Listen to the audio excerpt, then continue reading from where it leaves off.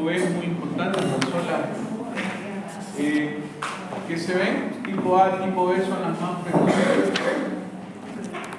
Tipo B aparece los primeros 60 minutos luego de la aplicación de la molécula. Minutos. Y eso, en menos. Pero aparece un promedio, ¿no? Entonces, una urticaria, llegar al shock anafiláctico, recuerde, ¿no? Que este tipo de reacciones pueden llegar al shock anafiláctico. ¿Y cuáles son los criterios para decir que esto es una reacción de alergia o una reacción RAM tipo B? ¿No? Clínicas no relacionadas con el efecto farmacológico son dosis que no tienen nada que ver a la respuesta, no son dosis respuesta dependiente, ¿no? Existe tolerancia previa al fármaco, o sea, contacto del fármaco previo. Puede haber reacción cruzada, efectos reproducibles con pequeñas dosis del fármaco y fármacos de estructuras químicas similares o reacción cruzada. Al día de ayer hablamos de eso, ¿no? Y tenemos, no hay síntomas si no hay contacto con el fármaco. ¿Cuáles son los fármacos relacionados principalmente a este tipo de reacción?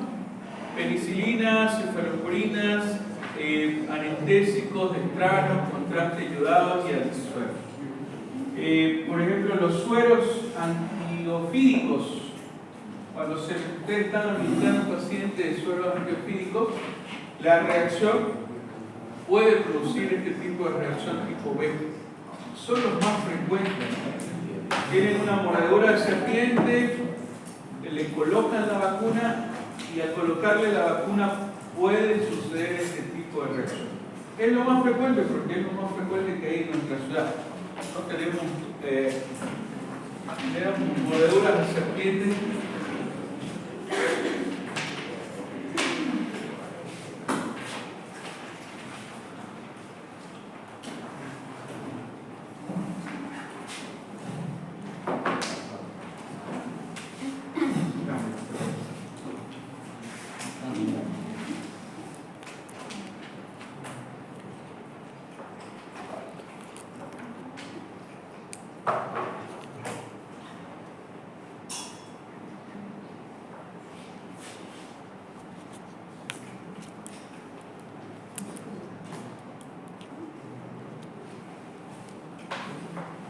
Tipo C, vamos a ver ahorita.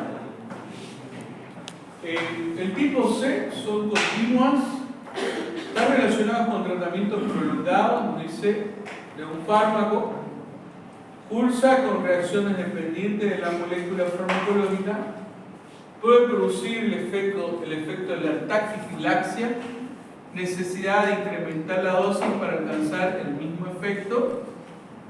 Por ejemplo, nos dan los fármacos adrenérgicos, los que producen efectos son los receptores beta adrenérgicos, ¿no? Los alfa, los beta.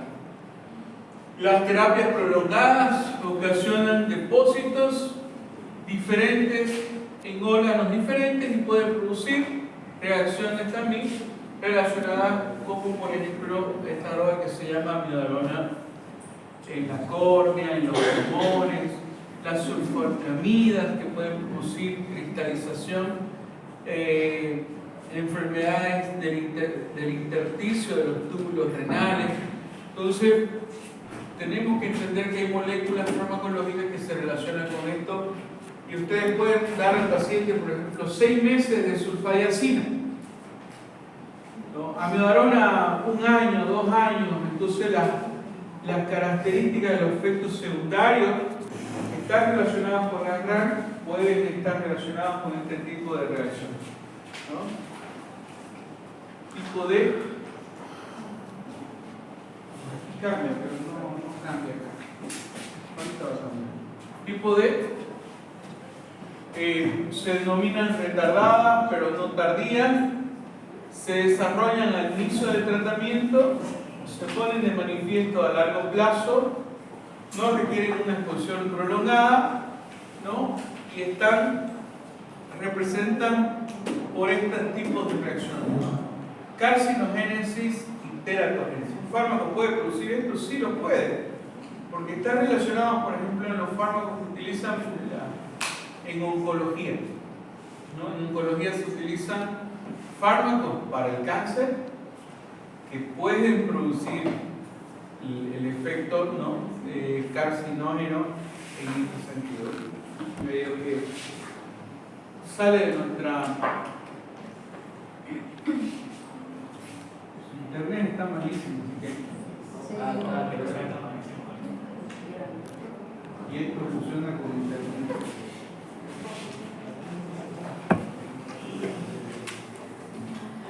El efecto carcinogénesis, ¿a qué se refiere?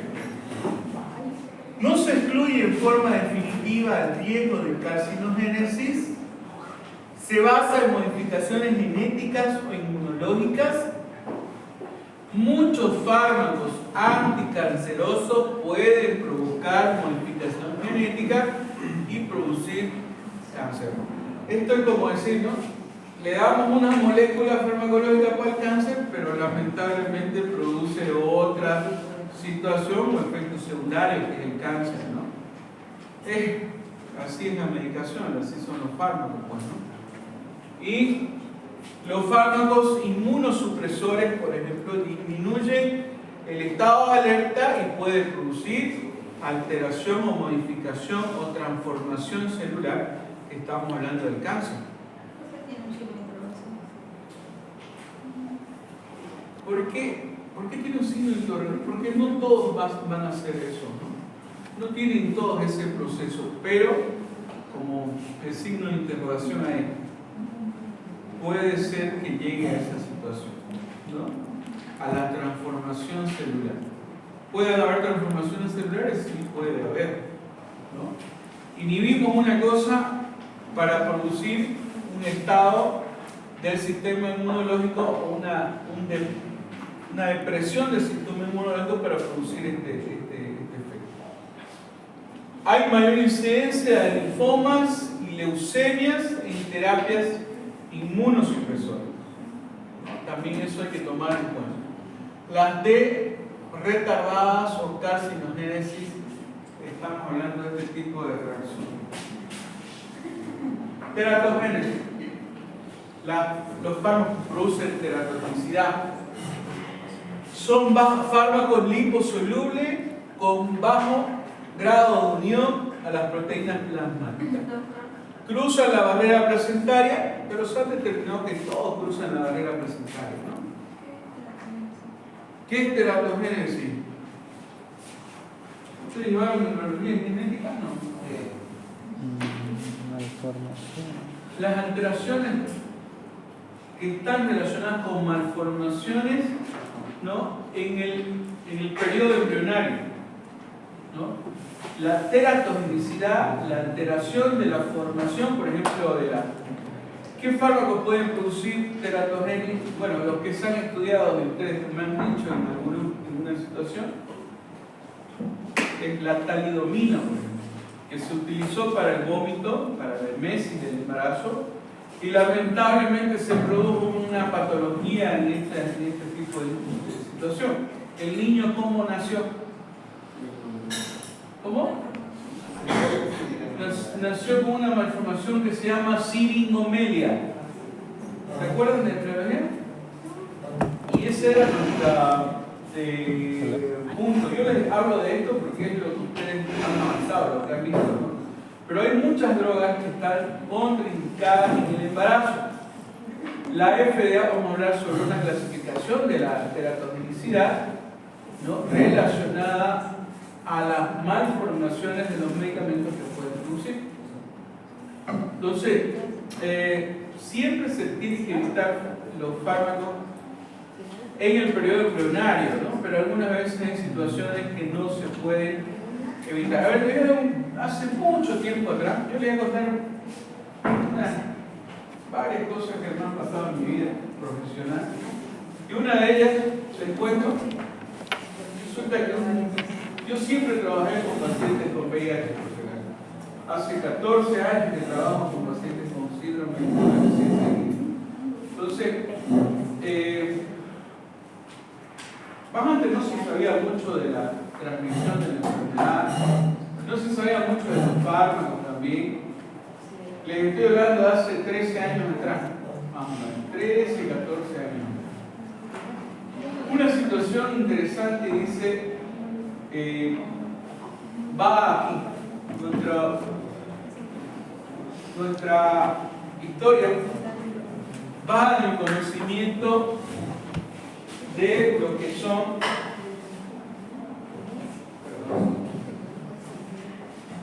el efecto de lo que es la clasificación de la FDA, de la clasificación de los fármacos en el riesgo del embarazo o la teratogenicidad o el riesgo de producir daño al niño, ¿no?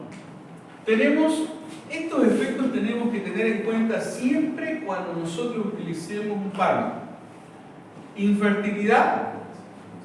¿Puede producir este fármaco infertilidad? Tengo que preguntar. ¿Sí o no? ¿Y cuál es la investigación que hay? Vamos, investigamos. La FDA nos dice, no, este es un fármaco que no tiene que darse en personas fértiles si quieren tener hijos. ¿No? Abortos. Tenemos que preguntarnos, ¿este fármaco, si le damos a nuestra paciente, hay posibilidades de aborto? En la primera semana, en la octava semana de desarrollo, en la tercera. Nos preguntamos, ¿este fármaco puede producir aborto? Nos preguntamos, ¿hay alteración en el crecimiento fetal? ¿Este fármaco puede producir este tipo de reacción? ¿O puede producir que el paciente tenga la alteración en el crecimiento fetal? Que es un dato muy importante en el estudio de la farmacología. Nos preguntamos, ¿pueden haber alteraciones genéticas, carcinogenesis, en la terapéutica que nosotros utilicemos para nuestro paciente? Resulta que son datos bastante interesantes y en investigación hay muy poco. Muy poco. Es el dato que les decía yo. Hace 13 años les voy a contar lo que pasó. Así, jovencito yo estaba, no, ahora estoy viejo. Resulta que 2 años ya tenía trabajo, pero 3 años. Y me llaman y me dicen, aquí hay escasez de infectólogos en Santa Cruz, ni un infectólogo quiere trabajar en la parte pública, todos en la parte privada, ya saben por qué. Bueno, la cuestión fue que me llama y me dice la enfermera, doctor, yo no sabía que había tenido un accidente laboral. Se pinchó con un paciente con VIH en etapa SIDA, con una carga viral de 100 millones, 80, altísima. El paciente ya estaba en etapa terminal. En esa época no había tantos recursos como ahora de conocimiento e investigación. Por supuesto que no había mucho, todavía hemos hecho un boom de la medicina, de todo tipo de libros. Todavía yo estaba cuando yo entré a trabajar con estos pacientes cuando los medicamentos para el VIH los pagaba el paciente y el que no pagaba se moría. ¿Saben cuánto valía el tratamiento? $300 mensuales tenía que pagar. Ahora es gratis. Y ni así entienden los pacientes que esta enfermedad ya no es, ya no te mata. Si no tomas tu medicación, pues te ves en la consecuencia de llegar a esta paciente. Pero no, en esa época, chicos, yo vi sufrir mucha gente. Entré a trabajar ahí, gané un examen, ¿no? Bueno, y lo que veía morir eran los jovencitos, 18, 19, 20 años. mujeres y hombres. En esa época habían tanto mujeres jovencitas, chicas. Y los veía morir. Los veía morir porque no tenían plata para comprarse la medicación. Y los pocos medicamentos que nos traían, ¿no? Tratábamos de ayudar a los que se podía. Bueno, la cuestión fue que hubo un accidente laboral. Y me llaman a mí, ¿no? Me dicen, doctor, miren, yo no sabía del caso, ¿no? Me dicen, doctor, ha pasado esto. Y he tomado la medicación de los retrovirales. En esa época eran medicamentos que no son los de ahora, por supuesto, eran un poquito más tóxicos, los efectos secundarios se notaban más. Y me dice ella, me pregunta la enfermera, en este caso, una X trabajadora de salud, me dice, doctor, ¿interrumpo el embarazo? Interrumpo el embarazo. La pregunta fue, doctor, necesito saber, yo sé que usted me dice, lee por todos lados, y necesito saber su opinión si interrumpo el embarazo o no. Ya estaba tomando su retroviral, creo que 3 semanas ya estaba, a la tercera semana me avisan. Bueno, porque algunos doctores le decían, no, interrúmpalo el embarazo. O sea, ella no tenía VIH. Tomó tratamiento profiláctico. Es como si ustedes ahorita tuvieran un accidente, las mujeres estoy hablando, y sepan que están embarazadas tomando el medicamento. ¿No? Algunos médicos le dijeron a ella, no, interrumpa el embarazo. Ya estaba por su, no me recuerdo, por su octava semana o 9ª semana, ¿no? De gestación. Fue una pregunta, o sea, muy dura. Decirle a una algo de este tipo, o sea, interrumpa el embarazo, ya va. Es fácil decir eso, ¿no? Pero para la mujer que está embarazada y quiere embarazarse, quiso siempre embarazarse, que le diga que interrumpa el tratamiento, es como tirarle un balazo en la cabeza. La respuesta fue mía, oye, tengo que investigar más. No había nada de referencia de la FDA sobre esos medicamentos en el embarazo. Absolutamente nada.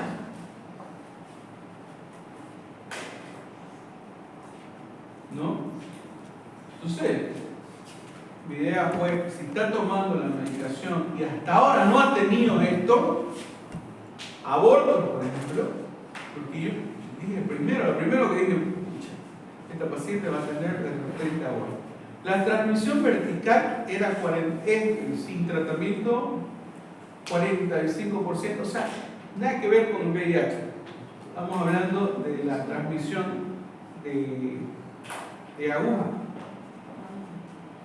¿Es alta? ¿Es alta? No es alta. ¿Saben cuánto es?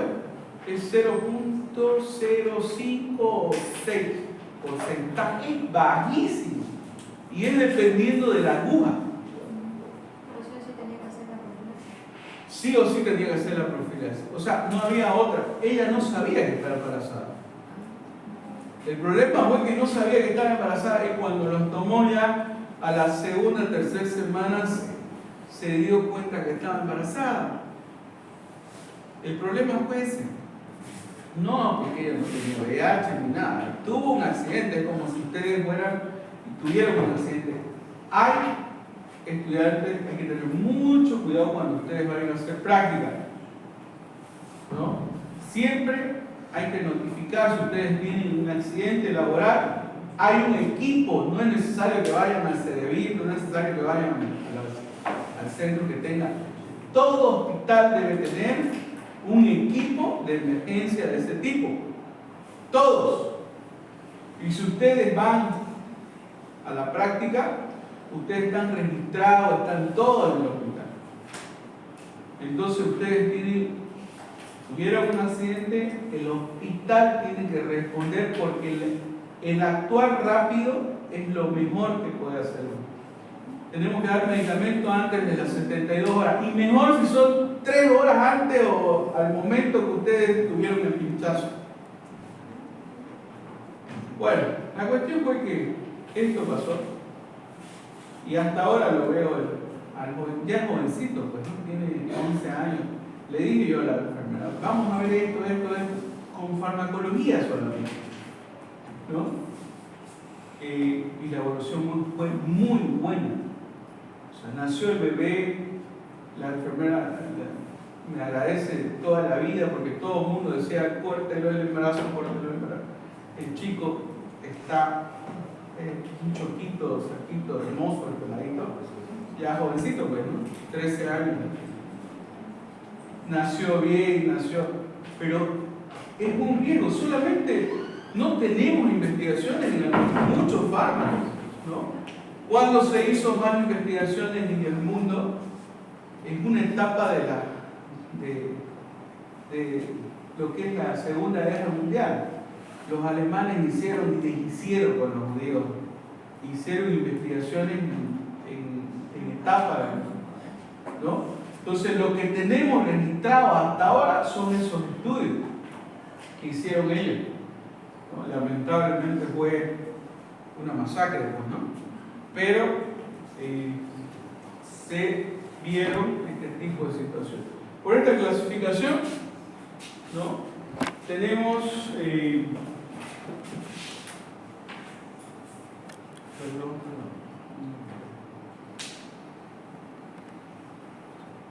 esta clasificación que dice, ahorita va a cambiar, la FDA, ¿no cambió?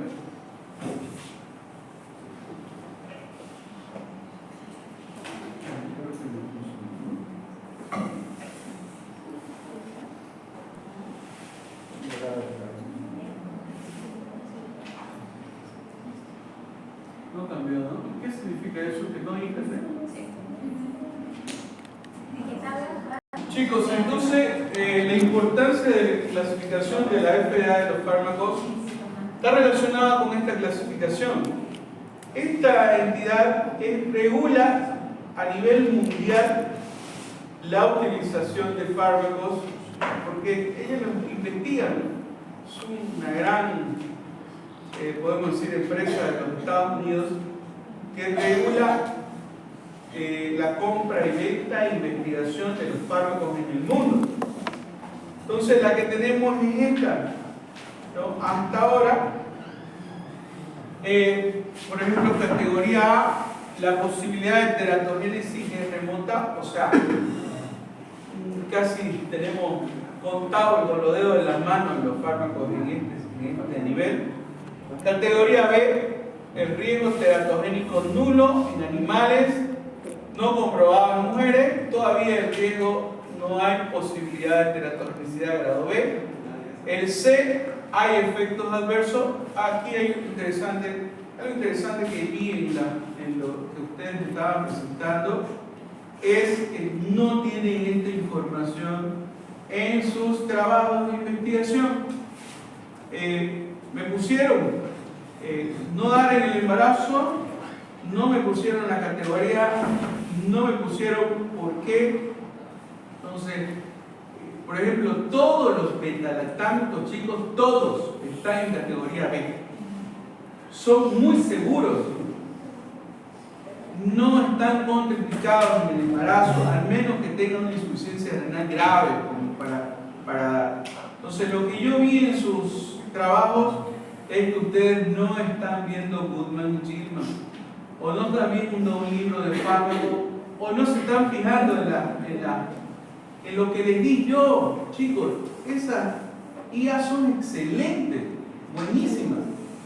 Traten de leer y hacer sus trabajos de ahí, por favor, para que no tengan el problema, ¿no? Siempre quiero ver eso. La cuestión es que aquí me presenten para que yo sepa dónde puedo trabajar con ustedes. Porque si ustedes no me presentan, yo no voy a saber dónde voy a trabajar, ¿no? Entonces está bien que me hayan presentado, no se asusten que siempre hay problemas. Quiero que ustedes se vayan sabiendo algo del fármaco acá, porque esto tiene que replicarse en cuarto año, replicarse en quinto año, y todos los años tienen que replicar y hacer un pequeño resumen de fármaco. Esto no termina. ¿Cuándo termina un fármaco en nuestra vida? Nunca. Cuando dejemos la medicina, recién vamos a dejar farmacología. Bueno, pues los que no ejerzan o los que no practiquen la medicina, pues nunca van a tener problemas, porque nunca la van a usar, pues, ¿no? Pero ustedes van a ser médicos, van a estar ahí en estética, en cirugía plástica, en lo que ustedes deseen hay farmacología, en todas las especialidades. Entonces, C, efectos adversos fetales, indica solo si el beneficio es potencial para la justificación del riesgo para el feto. ¿Quién es primero? ¿La mamá o el niño? La mamá. Siempre se cuida la salud de la mamá. Por supuesto, disminuyendo los efectos siempre tóxicos de los fármacos relacionados al niño. Categoría D, evidencia de teratogenicidad, uso aceptable en situaciones límite de riesgo. Categoría X, riesgo teratogénico muy alto, contraindicado en mujeres con probabilidad o situación de embarazo, ¿no? Entonces hay casos, chicos, que tienen que ustedes estudiarlo bien. Ustedes van a ser especialistas de ginecología, de pediatría, de cardiología. Bueno, vamos a tener a otros cardiólogos. El día de ayer se graduaron varios de mis alumnos, ginecólogos, nefrólogos. Uno lo ve, pues, uno lo ve. Lo feliz estoy porque ellos salieron con nosotros. Y buenos alumnos, excelentes alumnos, principalmente bien preparados. ¿No? Entonces, esta clasificación la tenemos que tener presente. Y en estos medicamentos, en el primer trimestre está prohibido aminoterina, andrógenos, estágenos, talidomina, retinoides, dietilvestrol, warfarina. Están contraindicados o prohibidos en el primer trimestre. En el tercer trimestre, aminoglucósidos, tetraciclina. Van a leer y van a entrar medicamentos utilizados en el embarazo de la FDA. Le va a salir un montón de medicamentos relacionados con eso. No sé quién me preguntó, no sé si fue este grupo o del otro, pero se lo pasé, lo busqué yo y se lo pasé. Se lo paso, no hay problema también si me avisan, si con tiempo, para que yo lo busque y se lo pase.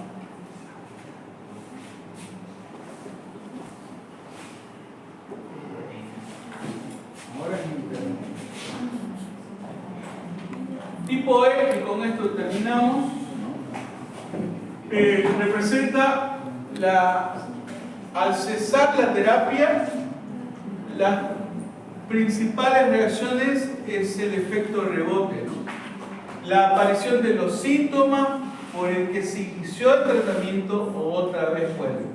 Ejemplo, obstrucción nasal al suspender los vasos constrictores, espasmo coronario al suspender los vasodilatadores cognitivos.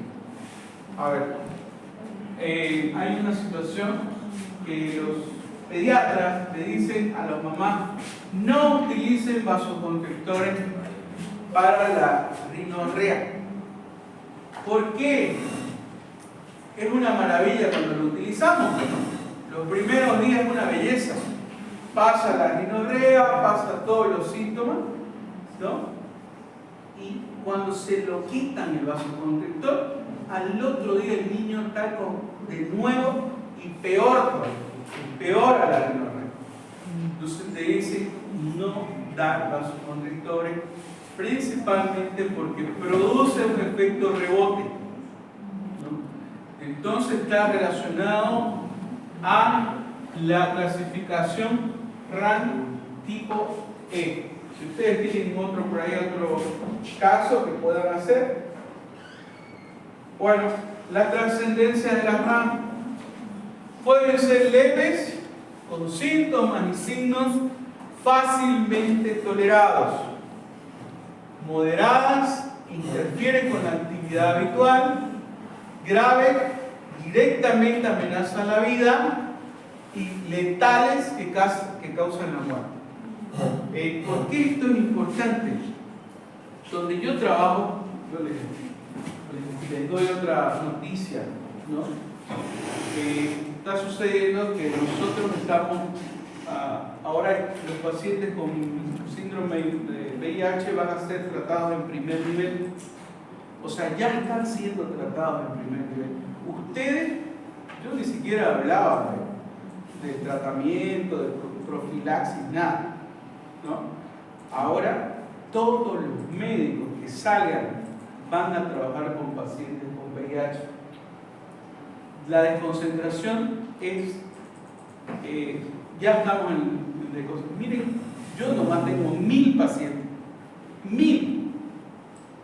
Por día atenderé pues unos 35, 25 por día. Todos ellos van a pasar a primer nivel. Eso significa que ustedes, cuando entren a provincia de internado, van a tener que manejar este tipo de pacientes, ¿no? Y tenemos un pequeño y gran problema ahorita. Le tenemos miedo a la medicación como médicos, a los efectos secundarios. ¿Y qué pasa? ¿Qué está pasando?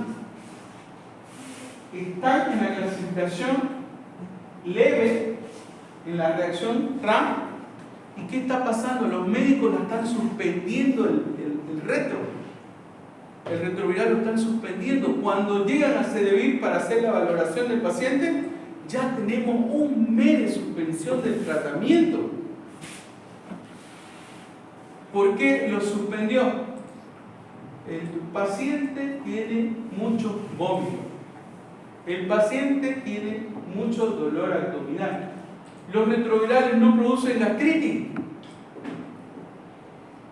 Los retrovirales no producen emesis, hiperemesis. Los retrovirales no producen cefalea. Pero tenemos que investigar por qué está sucediendo eso y los están suspendiendo. ¿Y qué está pasando? La carga viral se está disparando y los CD4. Ese es un problema y tenemos que reconocer esto. Suspender una medicación por un efecto RAM leve no es posible. Ustedes no pueden dominar ese efecto. ¿Cómo? Conociendo farmacología. Bueno, solamente lo que uno está viendo y lo que yo les paso la información a ustedes, lo que uno ve y lo que está pasando, ¿no? De repente por ahí, a mí yo tengo, de repente por ahí, ¿no? Yo manejo hace 14 años esto. Un médico de primer nivel no maneja esto, recién está manejando esto. Entonces, no puedo juzgar a nadie, pero está pasando, ¿no? Y el manejo de farmacología es muy importante en ello, ¿no? Y es nuevo, por supuesto, ellos mismos nos dicen, doctor, esto es nuevo para nosotros. Nosotros tenemos miedo a que nos pase un efecto secundario que no podamos controlar y el paciente se muera. Tienen razón también, por supuesto que sí. ¿Quién no va a tener miedo?